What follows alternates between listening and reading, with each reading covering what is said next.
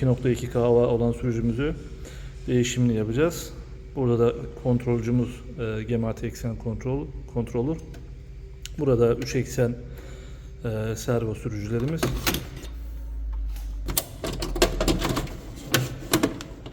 Otomasyon uygulamamızın gerekli güncellemelerini yaptık. Burada gördüğümüz gibi sürücümüzün enerjisini verdik. Gerekli konfigürasyonlarını yaptık. Kartımızın gerekli bağlantı değişikliğini gerçekleştirdik ve servo sürücülerimizin bağlantılarını hazırladık.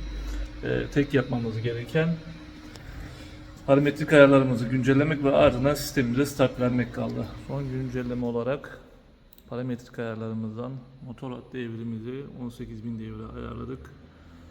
Kayıt işlemini gerçekleştirdik. Tek yapmamız gereken startımızı vermek. Startımızı veriyoruz. Buradan istediğimiz devre ayarlayabiliyoruz.